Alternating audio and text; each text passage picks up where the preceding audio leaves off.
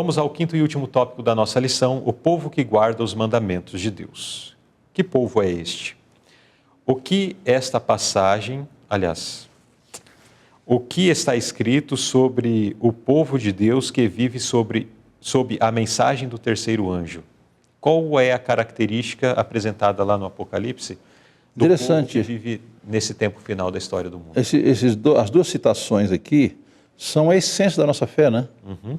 Aqui o Apocalipse 12, 17, aqui diz: esse povo guarda os mandamentos de Deus e tem testemunho de Jesus Cristo. Testemunho aqui não devemos pensar que é só o Espírito de Profecia, toda revelação é Espírito de Profecia, né? Sim.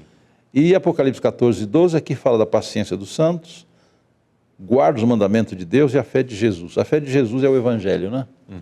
Então, o poder da tríplice mensagem está centralizado em Cristo. Uhum. Então, a característica desse povo, eles têm a fé de Jesus, quer dizer, têm confiança plena no sacrifício de Cristo e, por conseguinte, guardam os mandamentos de Deus. Mas aqui no verso 17, capítulo 12, diz que esse povo vai ser perseguido pelo dragão, né? Isso. Por conta da sua fidelidade. Sua fidelidade. Então, aqueles que sofrem, aqueles que são fiéis, buscam a fidelidade para com Deus, têm que ter em vista que existe uma cobrança da parte do inimigo, né? Ele persegue. O inimigo não está tão preocupado em perseguir, em tentar, em trabalhar com aqueles que já são partes do seu reino, né? A sua maior preocupação é com aqueles que estão buscando fazer a vontade de Deus. É a sua maior ira, né? Exato. Muito bem.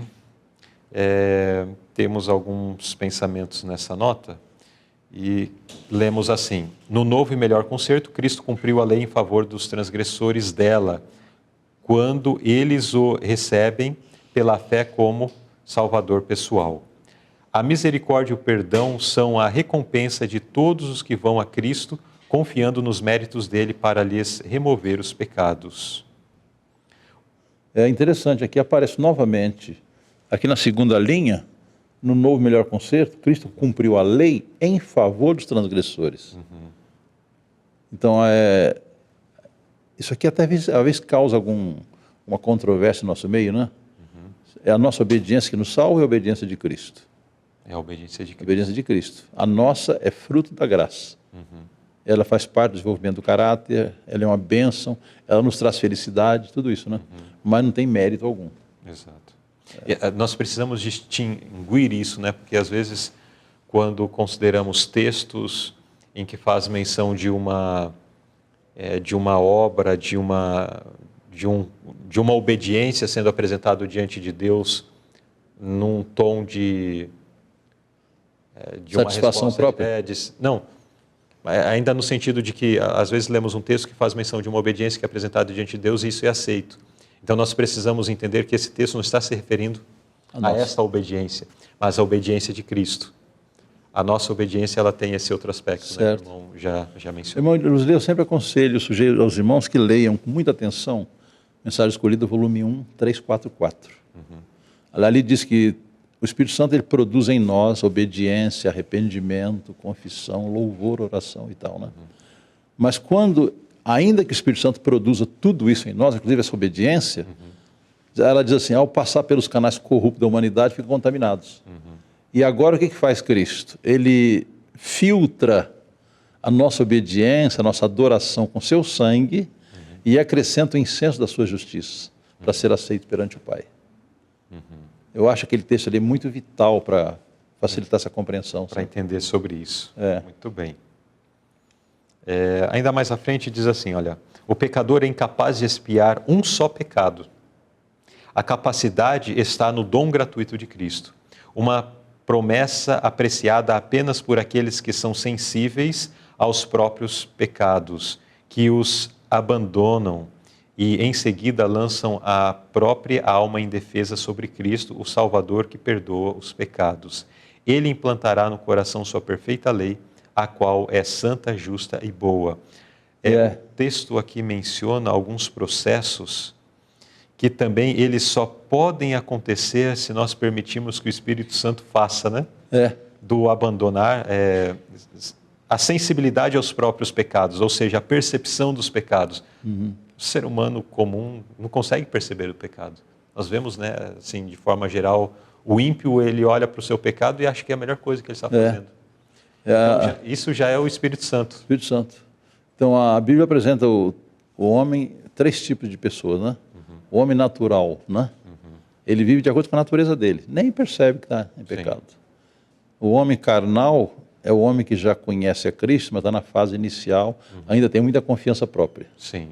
E o homem espiritual é aquele que confia plenamente em Cristo, né? Exato. Então, esse é um processo que todos nós precisamos nos engajar para passar. Na verdade, permitir ao Espírito Santo nos conduzir nesse processo.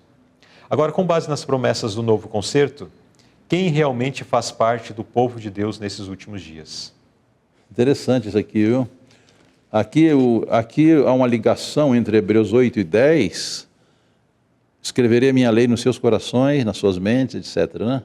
E o capítulo 51, verso 7 e 8 de Isaías diz assim: ouvi-me vós que conheceis a justiça, povo em cujo coração está a minha lei.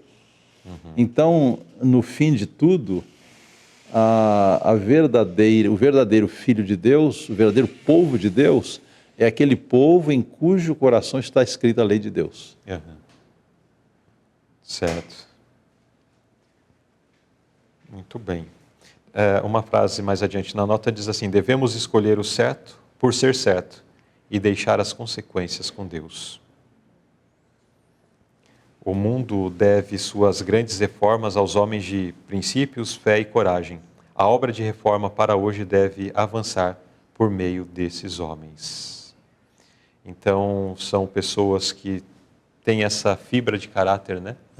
São pessoas que têm essa disposição, que realmente fazem parte do povo de Deus nesses últimos dias, que concluirão a obra ainda neste mundo. Certo. E que finalmente adentrarão as mansões celestiais. Agora, todas essas características louváveis aqui apresentadas, escolher fazer o certo porque é certo, pessoas de fé, de coragem, pessoas de princípio, mas apenas pessoas que aceitaram o concerto da graça. Porque caso contrário, não seriam pessoas de princípio, não seriam pessoas de fé, não seriam pessoas de coragem. Não escolheriam fazer o certo porque é certo. Pelo contrário, seguiria o que lhes fosse natural, né? Certo. A corrente do mundo. Mais algo a acrescentar, irmão Davi? Aqui deixa claro que o povo de Deus que vai subsistir é aquele que aceita Cristo e em cujo coração a lei está escrita, né? Exato. Não é aquela pessoa que tenta obedecer para ganhar alguma coisa ou para fugir do inferno. Ela obedece por amor. É uma obediência espontânea, né? Exato. Muito bem. Irmão Davi, chegamos assim ao final de mais uma lição. Eu gostaria que o irmão, direcionando-se aos nossos amigos internautas, comentasse algo no sentido de fazer um apelo em vista daquilo que nós acabamos de considerar. Bem, o ponto-chave aqui, queridos irmãos, por mais bem intencionada que seja a pessoa, por maior esforço que faça, enquanto nós não reconhecermos a nossa total incapacidade humana e confiarmos plenamente na capacidade de Cristo, nós não podemos ser vencedores, né? É uma batalha, né? Porque a irmã White fala que a batalha contra o eu é a maior batalha, né? Então, enquanto eu tiver confiança própria, eu posso, eu sou melhor, aí estamos em maus lençóis. Mas o apóstolo Paulo disse lá em 2 Coríntios 12, quando eu reconheço que eu sou fraco, então eu sou forte. Essa é a nossa esperança.